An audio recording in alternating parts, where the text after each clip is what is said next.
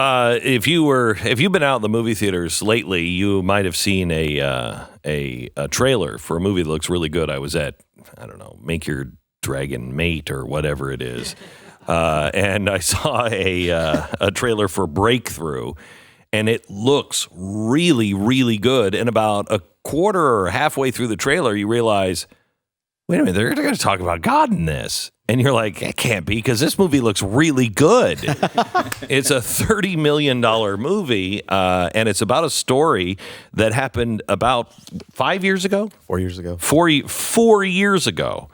And it may not be a story that you heard, and we'll tell you why here in a minute, because it is an amazing story of John Smith. He was 14 years old when he was walking over an ice-covered lake, and he was with two friends. He broke through the ice.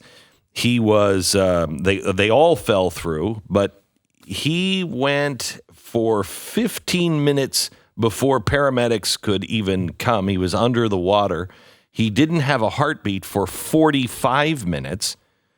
And you know all of the stories on, what happens when you're deprived of oxygen and everything else. John Smith is here in the studio. How are you, John? I'm good. How are you? That's incredible that you can, without a pulse for 45 minutes. Yes. How? Only God. So we also have his pastor, Jason Nobel, and you are portrayed in the movie as well. Now, let me ask you this. Yeah. In the movie, and only because I've seen another movie like this, and I thought, and they made the pastor look like the guy who was doubting. Yeah. Are you a doubting Thomas in this? No way. No way. Not at all. I mean, after the first night, after John was in the hospital, I walked out to Joyce. We had some incredible miracles happen in the room. And I walked out to Joyce because not only was he without a pulse for an hour, it was over an hour without a pulse. When Joyce walked in the room and prayed, Holy Spirit, bring my son back to life. He came back to life, but the doctor said he was still brain dead. Every organ in catastrophic failure. 1% chance he would make it if he made it overnight. They were planning organ transplants. I mean, so it wasn't just, we took a group of pastors and we started to pray like crazy. And so I walked out that evening after just a series of miracles. We talk about it in the book, Breakthrough. Walked out and said, Joyce, he's walking out of the hospital. And one of the most iconic pictures in the story is after all of the prayer and miracles, he walks out of the hospital 16 days later, completely healed. Him and I are walking out of the hospital together. Are there any side effects from this? No. None. I was back playing basketball about 2-3 months later. Yeah. He was totally cleared 40 days after. That's incredible. Do you remember being on the ice? Do you remember this actually happening? Yes. I remember, what the ice kind of breaking. I remember that. And, the screams, fighting, you call 911. I don't want to die, call 911. And then, the water, the water line, seeing above and below how dirty and brown and green and murky that water was. It was like getting in a fight with a tiger, the ice just piercing your skin. I still have scars to this day. So I do remember a very, very good chunk of it. We also prayed that he wouldn't remember because it was so traumatic. And so that's one thing he talks about when he was, because people always ask us, did you go to heaven and, whatever. And we had prayed that he wouldn't remember it because it was so traumatic. I have the 911 calls on my laptop. And I can barely listen to them. They're just so intense. And we felt like what God said is, it's not about one person experiencing me. It's about every person that comes in contact with this story experiencing me. And so that's why we feel like God did it that way. So how long were you underwater? I was underwater for 15 minutes and without a pulse for additional 45. So a little over an hour without a pulse. And so you're there, and in the movie, at least, the fireman that is responding, yes, he goes underneath the water, and he can't find you. Mm-hmm. And then he says later in the movie that he heard a voice say, "Go back down one more time." Is that true? Yes. Tell me about him. Tell me about what happened. So his name is Tommy Shine. He's part of the Winsville Fire Department back home in St. Louis, Missouri.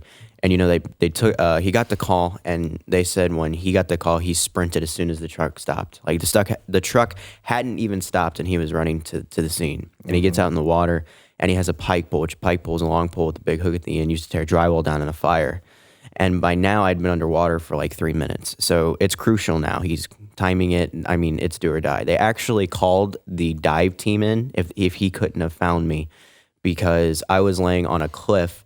I was on a rocky bottom that was 10 feet deep. If I would have went a little bit, maybe an inch over, I would have fallen into where it was 20, to 25 feet deep with a muddy bottom. So I'm right on the edge of, this cliff. And so he gets in the water and he's looking for me, and he has this pike pole, and it's do or die. And he hears a voice, in the movie it says go back, but what he's told us is go 2 feet to the left. And he does. He's checking, he just sticks it down. He's like, I got to do something. So he sticks it down. He's like, it could be a tire, it could be my boot, but he realizes it can't be his boot because it's too deep. So he pulls something up. He knows it's heavy, but he doesn't know what it is. And it's me. He found me. Jeez. Right at the last minute. I mean, literally Incredible. 1 minute from there, they would have sent in divers. I mean, it was literally within just a moment because they were ready to give up. You said when you came in that this movie, it doesn't even cover half of it. Oh yeah, this is just. I mean, the thing we talk about is if it really told the whole story, it'd probably be longer than the Titanic. I mean, it would be a very long movie. I mean, it was one miracle after another that God just set up. It was incredible to watch it play out. Incredible. And, I think for me and for John and Joyce and all of us, we just want to encourage people that God still does the impossible. And we've seen it play out. And that's a good segue to, you had mentioned this off here, and I didn't realize the timing was the same, but this happened in the St. Louis area in the middle of essentially the Michael Brown Ferguson stuff. Yeah. Yes. This is a time where this city is completely torn apart. 100%. We'd only lived there for 3 months too. I'd only been their pastor for 3 months. Wow. And so we moved from Washington State and walk into this situation in St. Louis, and we're going like, oh my goodness. I mean, the place was it was crazy.